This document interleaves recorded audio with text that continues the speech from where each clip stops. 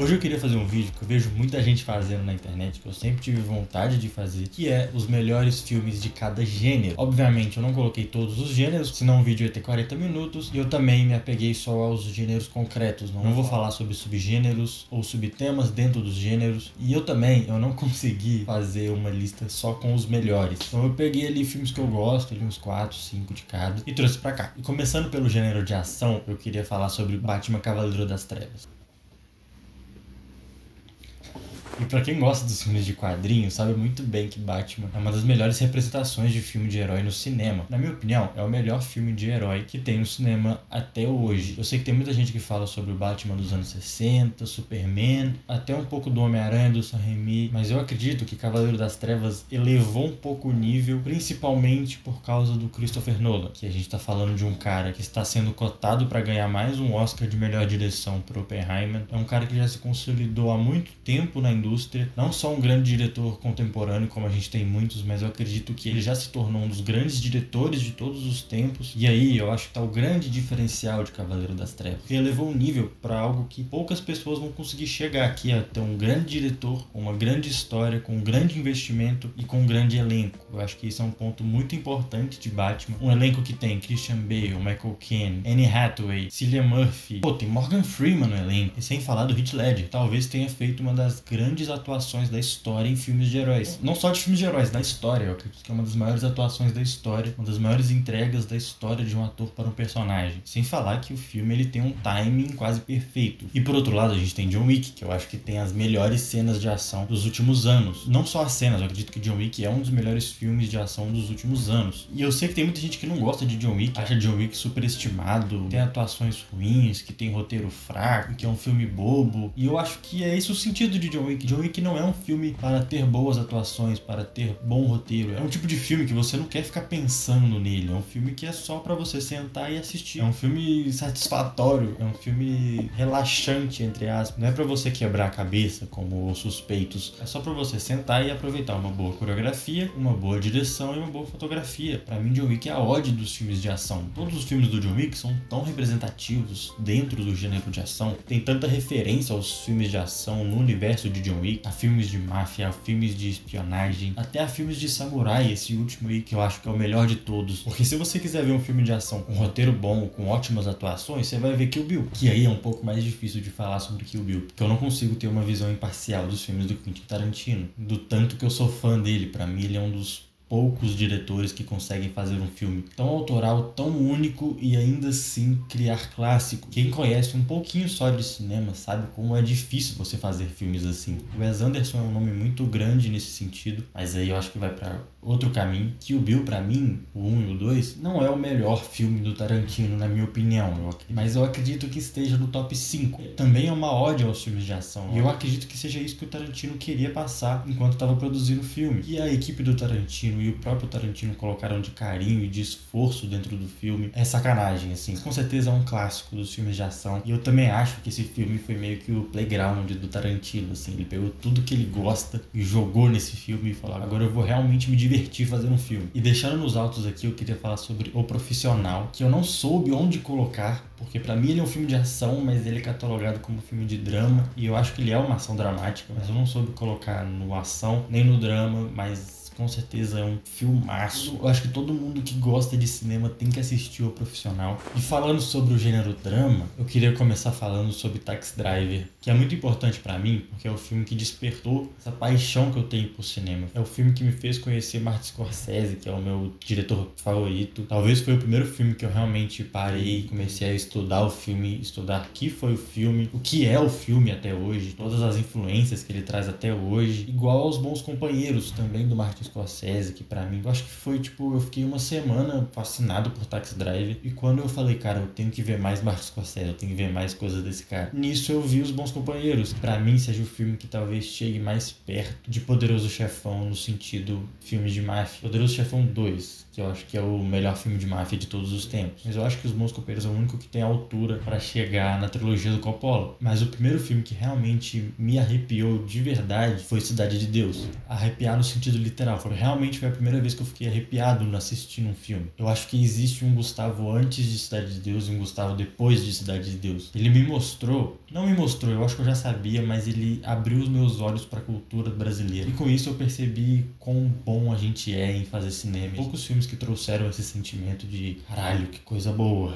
Que filme bom. Bacurau foi um deles. Tá na minha lista de filmes preferidos brasileiros, junto com Marte 1. Que Marte 1 tem até uma coisa mais pessoal, assim. Eu me identifico muito com Marte 1. E tem outro filme também, talvez estaria no top 1 dessa lista, que é Pulp Fiction, que foi o primeiro filme que eu vi do Tarantino, que foi o filme que deslumbrou a minha cabeça no sentido de cinema. Se Taxi Drive me mostrou a paixão que eu tenho por cinema, Pulp Fiction comprovou isso. E foi também quando eu comecei a estudar edição cinematográfica. Eu não sei se foi quando eu realmente comecei a querer trabalhar com cinema, mas eu acho que foi a primeira sementinha colocada, foi Pulp Fiction, junto com Os Oito Odiados. E com certeza Os Oito Odiados é talvez aí meu top 2 filme do Tarantino, porque eu acho que Django tem um lugar especial nessa lista de melhores filmes do Tarantino. Não só na lista do Tarantino, mas na lista de grandes filmes do gênero de drama, como é Moonlight, que pra mim é o clássico moderno, talvez seja um dos filmes mais intimistas e sutis que eu já vi na minha vida inteira. É aquele filme que te dá pancadas, ele faz você ficar pensando no filme durante um mês, assim. Eu lembro de assistir o filme,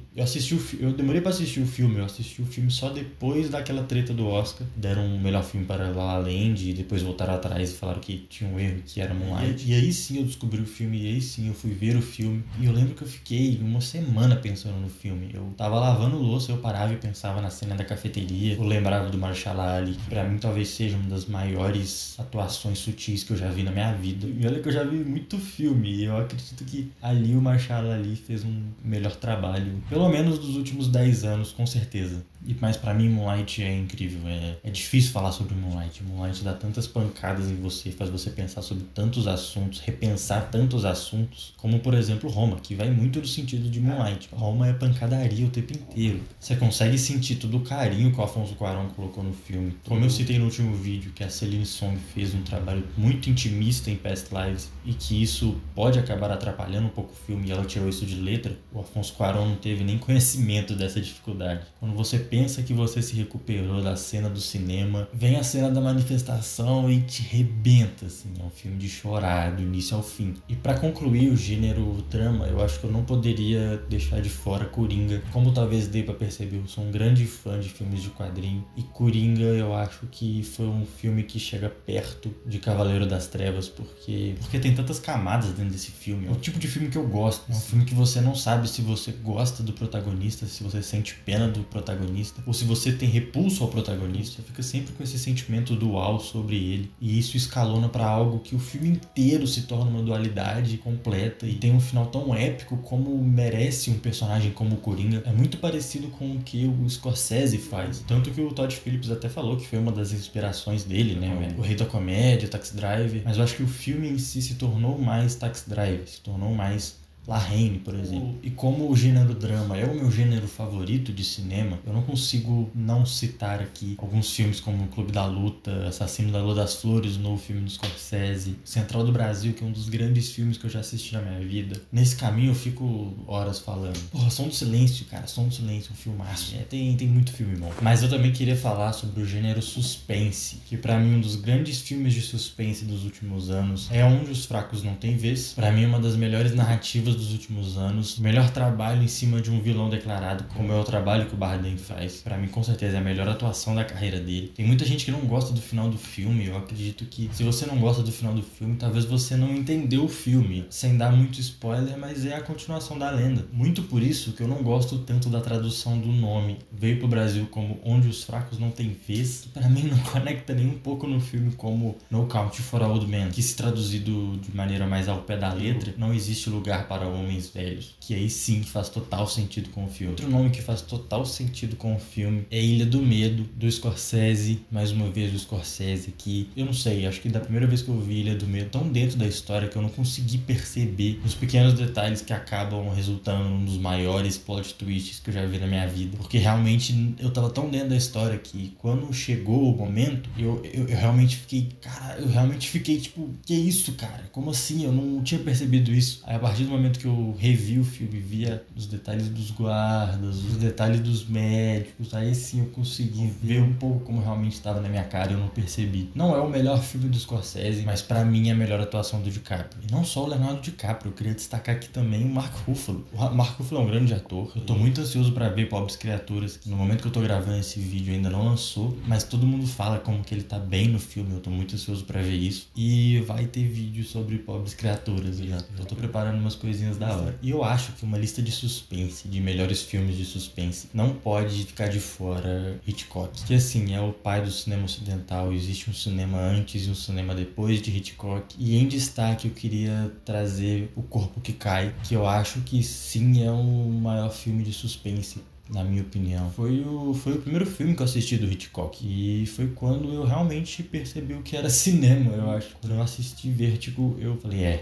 isso aqui é cinema. Logicamente, o Hitchcock não tem só Vértigo como um grande filme de suspense. Pra mim, Janela Indiscreta é um dos grandes filmes de suspense de todos os tempos também. Mas eu tenho um problema com Janela Indiscreta, que eu acho que é um filme que é muito preso ao seu tempo. Eu acho que ele tem uma limitação narrativa também. Não uma limitação narrativa no sentido puro da palavra. Eu acredito que nessa questão de não comunicar com outros públicos. Ele é muito lento, ele é muito filme dos anos 60. Eu acho que isso foi a única coisa que me afastou um pouco do filme, mas mesmo assim é uma obra de arte. Como o Chinatown, que pra mim é um dos meus filmes favoritos, com certeza tá no meu top 10 de filmes favoritos. E pra mim ele é o maior exemplo de filme noir, assim. Eu sou apaixonado por filmes noir, eu acredito que, dando uma roubadinha aqui, é um subtema, fala sobre temas extremamente importantes de pensar, mesmo porque a história das obras noir vem de algo muito reflexível, principalmente para os homens, na verdade, da década de 40 e de 30, né? Que pra mim é refletido de maneira exemplar nos filmes, e também de maneira exemplar em Chinatown, que é o grande filme noir da década de 70. Eu acho que, brigando com Blade Runner ali, seja um dos grandes filmes noir de todos os tempos. Mas por fim é isso, eu sei que eu não consegui falar sobre todos os gêneros, mas eu acho que isso abre uma porta para uma futura parte 2, parte 3, parte 4. Não sei, vai que eu animo escrever algo sobre os outros gêneros, mas de qualquer jeito é isso.